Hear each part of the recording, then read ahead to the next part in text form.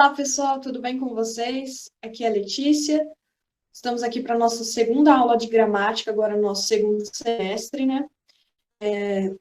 Na semana passada, eu dei uma pequena revisada pelos conteúdos de morfologia que a gente tinha conversado, as classes de palavras, né? Eu dei uma pequena passada aqui pelos slides, fui comentando os conteúdos que a gente tinha visto e fiquei nessa semana, falar um pouquinho sobre as funções da linguagem, que era também um conteúdo que a gente tinha visto.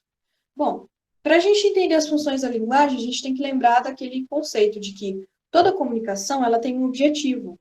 Nenhuma comunicação existe à toa. A gente sempre, seja uma conversa entre amigos, seja um texto jornalístico, seja uma publicação no Instagram, seja você falando com a sua mãe, cada um desses contextos tem uma função, tem um objetivo. Nós sempre nos comunicamos com algum objetivo, certo?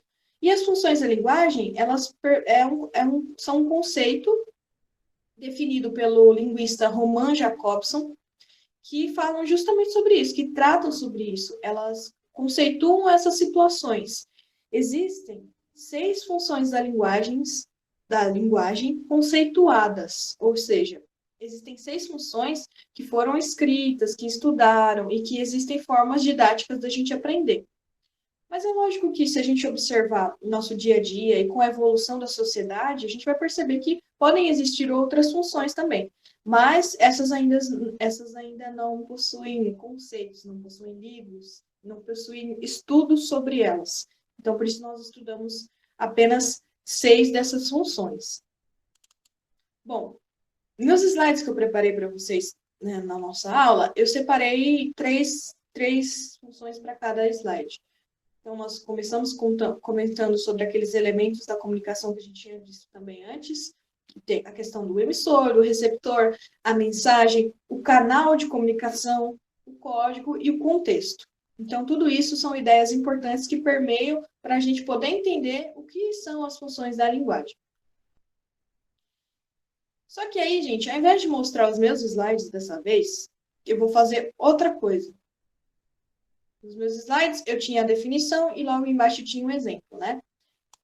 Só que o que acontece? Nesse semestre passado da faculdade, eu fiz um trabalho com uns colegas meus de sala, que foi justamente um perfil sobre funções da linguagem. Então, a gente vai dar uma olhadinha nesse perfil que está bem completinho e que nos ajuda a entender ainda melhor, com mais exemplos, com mais definições de todo o contexto, para a gente fixar de uma vez os conceitos de funções da linguagem. Beleza?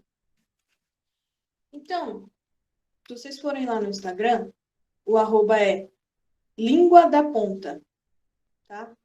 Língua da ponta. A página se chama Na Ponta da Língua, né? Nessa página, qual que foi a nossa ideia? Aproveitando que as redes sociais são uma forma que a gente interage mais tranquilamente no nosso dia a dia, é como que a gente esteja interagindo com as redes sociais, né? E ela tira esse peso de, agora eu vou estudar, um negócio muito pesado, muito chato, dá uma descontraída. Por isso nós criamos um perfil no Instagram que fala sobre as funções de maneira simples, com vários exemplos, com citações dos autores importantes. E aí, aqui são eu e os meus colegas que desenvolvemos essa página. Vocês podem ter acesso lá depois ao conteúdo na íntegra, mas eu vou dar uma mostradinha aqui para vocês. Como eu disse para vocês, o linguista que foi responsável por conceituar as funções é o Roman Jakobson. Ele é russo. Aí aqui tem um esqueminha que mostra quais funções a gente tem. Então, nós temos... aliás, qual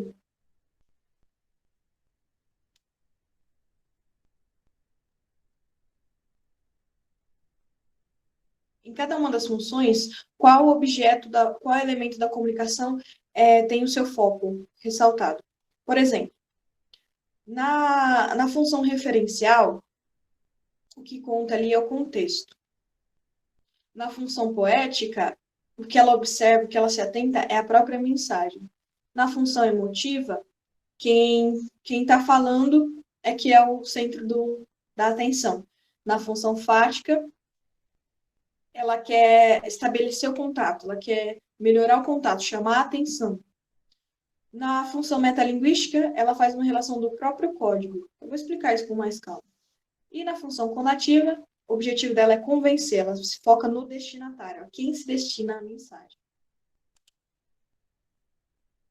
Aqui tem um livro, né? Nesse livro aqui é onde ele fala, onde ele traz esses conceitos. Então tá, a primeira função que temos aqui na nossa página é a função referencial. Nós colocamos as definições em forma de tópico, porque assim fica mais fácil de ler, fica mais tranquilo, né? Sem ser aqui textão e tal. E a função referencial, qual é o objetivo dela? O objetivo dela é transmitir uma mensagem, transmitir um fato, informar, sem valores pessoais, sem ideias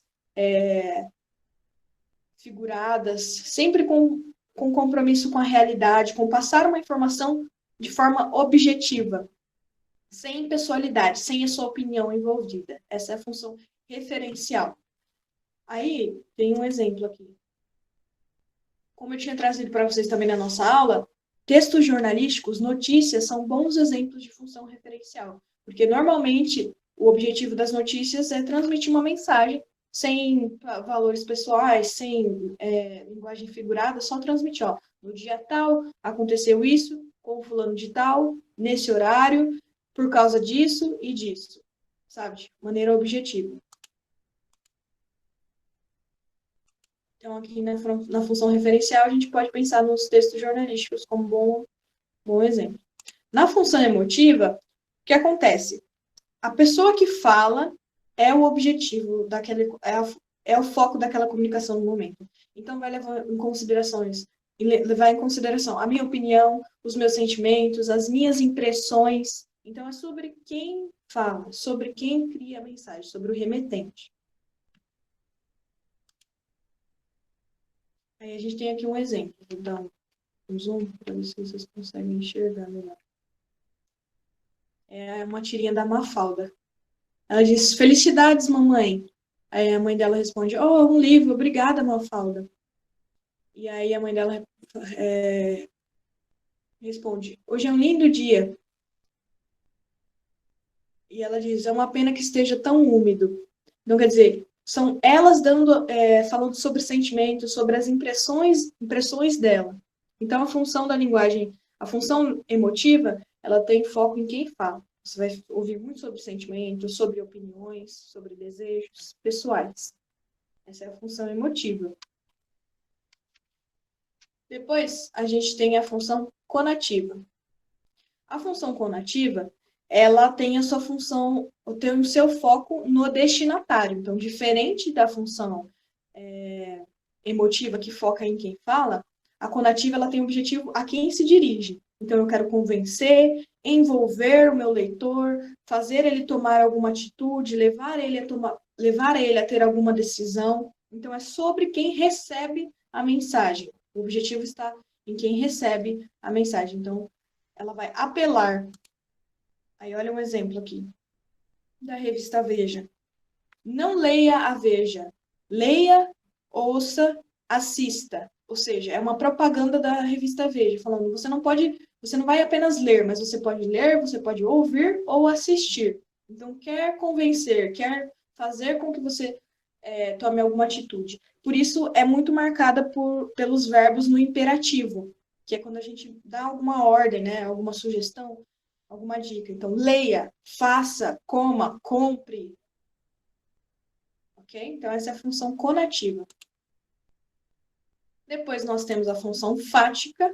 A função fática, ela é muito marcada por expressões de cumprimento, de despedida, e ela procura criar um vínculo entre as pessoas da comunicação, o seu remetente e o seu destinatário, né, um diálogo, e geralmente ela provoca ruídos na comunicação, mas que são para chamar atenção. Por exemplo, psiu, ou, ei, quando você fala alô, oi, tchau, essas expressões, elas criam um vínculo, né, chamam a atenção, reforçam a atenção de quem se comunica, e por isso elas são parte da função fática, que tem esse objetivo.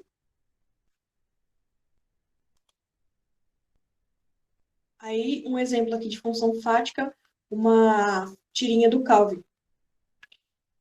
Olha lá. Oi, eu sou o Calvin. Como vai? Belo dia lá fora, não é? Yep. Ouça, suponho que você deve estar pensando porque eu liguei. Tá vendo esse oi? Como vai? Belo dia lá fora. Não. Uhum. Sabe? Tudo isso mostra que ele está prestando atenção no que a pessoa está falando. Então, cria um vínculo, cria uma estabilidade na comunicação. Você acaba verificando a qualidade daquela comunicação. Quando você percebe que a pessoa está expressando reações, dizendo isso ou aquilo. Ok? Então, essa é a função fática. Daí nós temos a função metalinguística. Essa daqui, para mim, é uma das funções mais interessantes. Gosto muito de pensar nela. Essa função, ela tem função de explicar o próprio código. Então, por exemplo, eu estou dando aula de língua portuguesa e começo a falar sobre a língua portuguesa. Aliás, eu estou falando em português e começo a explicar sobre a própria língua portuguesa. Então, o código se referindo ao código. Ou, por exemplo, um poema que fala de outro poema. Um filme que cita outro filme. Ou, por exemplo, dentro de um filme tem um ator assistindo a um filme. Isso é metalinguagem. O código se comunicando com o próprio código. Aí a gente colocou aqui os exemplos, ó. De maneira geral, está presente nos dicionários, por quê? Porque tem as palavras e o significado das próprias palavras. Então, vai explicar as palavras, né? Por exemplo, tem lá cadeira. Móvel com quatro perninhas, sabe? Explica a própria definição. Um exemplo. Aí, como exemplo, tem uma definição de dicionário, né? Que vai explicar a própria palavra. Aí aqui, esse é bem interessante. Aqui a gente tem um texto da mídia falando: a mídia realmente tem o poder de manipular as pessoas? Então, é a mídia falando, dando opinião sobre a própria mídia. Metalinguística. Função metalinguística. Aqui nessa tirinha da Turma da Mônica, eles falam sobre os personagens. Então, eles são personagens e falam sobre personagens. Então, essa é a função metalinguística. Ela vai falar sobre o próprio código. A estrutura desse perfil é assim: tem a definição, o exemplo e depois uma citação, que são falas dos próprios autores, dos próprios linguistas comentando aquela função da linguagem. Então, é para ficar bem claro o conteúdo na nossa mente. E, por último, nós temos a função poética. A função poética é mais tranquila, né, gente? A gente encontra nos textos literários, nos livros. Ela é uma função que não tem compromisso com a realidade. Ou seja, ela pode ser fantasiosa, pode fazer jogo de palavras, e ela não está preocupada se ela vai te convencer ou não, porque o foco dela é a própria mensagem. A própria beleza do texto é o que importa no texto poético. Olha um exemplo de função poética. Tá vendo?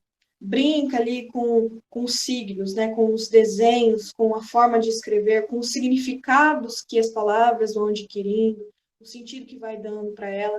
Então, a preocupação da função poética é ser bela, emocionar, mas ela é a atenção, ela é o foco da comunicação.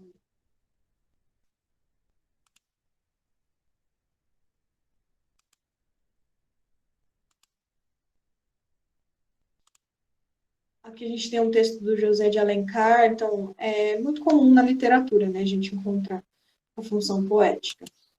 E aí, por último, no perfil, a gente tem algumas coisinhas para reforçar o conhecimento. Então, você já aprendeu algumas coisas e aqui a gente traz mais algumas definições, certo? Então, vocês podem seguir essa página lá no Instagram. E eu quero deixar uma coisa para vocês, que depois eu vou analisar. Aqui nos destaques tem um quiz para testar os seus conhecimentos sobre as figuras de linguagem. Então, se você prestou atenção nas aulas, se você acompanhou, se você entrou no perfil e leu tudo e foi acompanhando e tal, você vai ser capaz de responder aqueles aquelas perguntinhas ali. Ó, vou dar um spoiler para vocês aqui do que tem lá.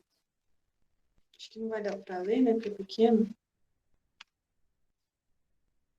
Mas tem alguma coisinha e alguma pergunta sobre as funções. Uma pergunta sobre cada um. Esse quadro aqui vocês já estão familiarizados, né? Que tinha na primeira aula que eu dei sobre isso. Então é isso. Tem um trechinho, alguma coisa e uma pergunta sobre as funções da linguagem para testar o conhecimento de vocês. Ok? Então, só reforçando, lá no Instagram é @linguadaponta. Beleza? Então, gente, essa foi a nossa revisão sobre funções da linguagem.